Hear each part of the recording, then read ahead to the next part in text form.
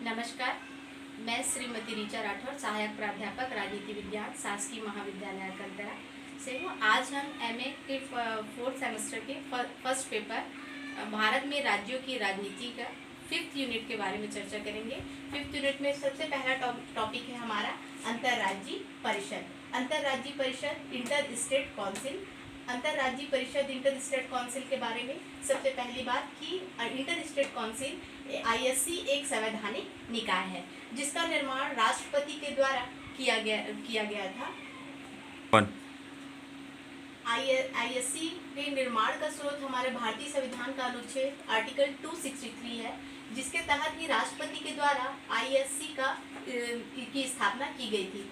Inter state council की सबसे पहले स्थापना की सिफारिश 1988 में सरकारी आयोग के द्वारा, जो कि केंद्र राज्य संबंध से संबंधित है, सरकारी आयोग, उसने इंटर स्टेट काउंसिल की स्थायी इंटर स्टेट काउंसिल की सिफारिश की थी, जिसके आधार पर 1990 में पीवीसी सरकार के द्वारा इंटर स्टेट काउंसिल की स्थापना की गई थी। इसके पश्चात हम अंतर्राज्यीय परिषद की संरचना के बारे में चर्चा करेंगे। अंतर्राज्यीय परिषद की स्थापना राष्ट्रपति के द्वारा की जाती है।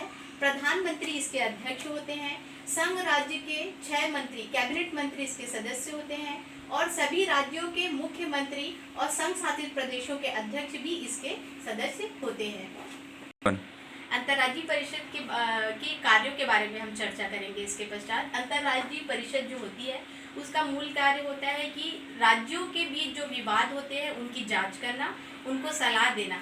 इस तरीके से आईएससी एक परामर्शदात्री निकाय है। उसके बाद दूसरा, संघ और एक या एक से अधिक राज्यों के बीच समान हित से संबंधित विषयों पर चर्चा करना भी आईएससी का कार्य है। उसके बाद तीसरा पॉइंट है, कुछ राज्यों के समान हितों से संबंध में विचार विमर्श भी करना अंतर्राज्यीय परिषद का कार्य है। इसके बाद आईएससी की स्थायी समिति के बारे में हम चर्चा करेंगे। आईएससी के कार्यों के संपादन के लिए 1996 में उसकी एक स्थायी समिति का गठन किया गया, जिसके केंद्रीय गृह मंत्री इसके अध्यक्ष होते हैं और 5 कैबिनेट मंत्री और 9 मुख्यमंत्री इसके सदस्य होते हैं।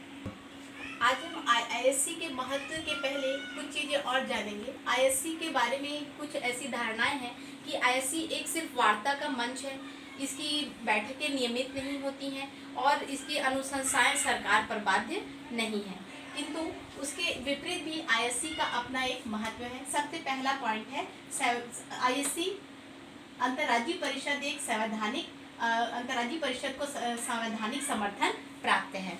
संवैधानिक समर्थन के पश्चात हमारा दूसरा पॉइंट है सहकारी संघवाद। सहकारी संघवाद का आशय ये है कि केंद्र व राज्यों के बीच अलग अलग राज्यों में अलग अलग राजनीतिक दलों के शासन के कारण जो वाद और वाद विवाद जो इसकी स्थिति उत्पन्न होती है, वैसी स्थिति में आईएससी उसे एक मंच प्रदान करता है जिससे केंद्र और राज्य की सरकारें अपने विचारों को रख सकें। तीसरा पॉइंट है राज्य तथा केंद्र तथा राज्य से संबंधित विवादों का समाधान करना।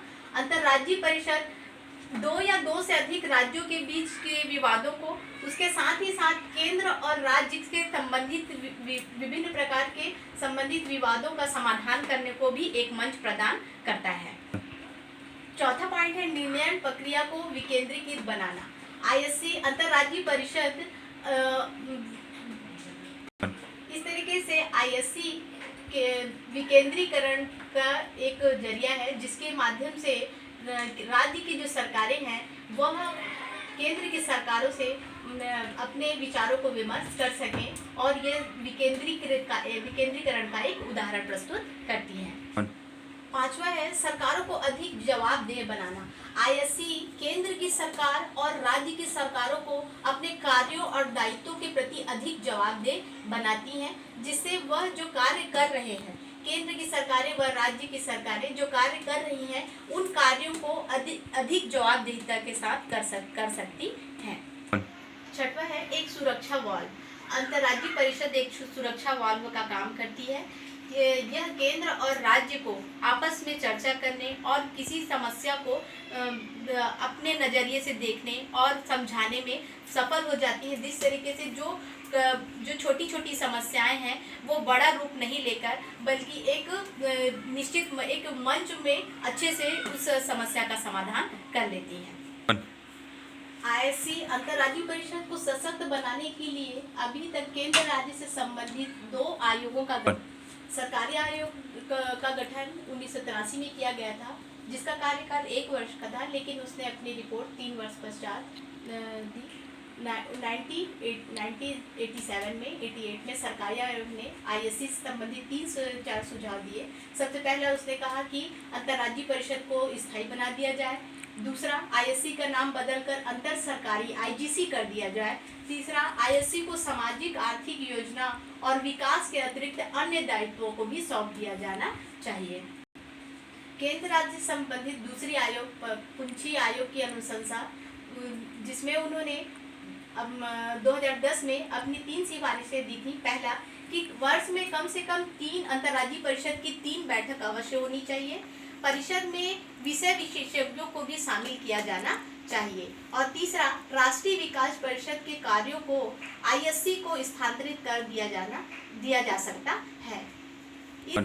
इस तरीके से हमने आईएससी अंतर्राज्यीय परिषद के बारे में चर्चा की। अंतर्राज्यीय परिषद के बारे में सबसे खास बात कि इसकी स्थापना राष्ट्रपति अपनी इच्छा से भारतीय संविधान के अनुच्छेद के अंतर्गत 263 के अंतर्गत करता है, और यह एक सलाहकारी परामर्शदायी मंच के रूप में कार्य करता है, जो कि केंद्र और राज्यों के बीच के केंद्र और राज्यों को एक मंच प्रदान करता है, जिससे वे अपनी समस्याओं को समाधान उस मंच में कर सकें और विकेंद्रीकरण का रूप उदाहरण प्रस्तुत करता है।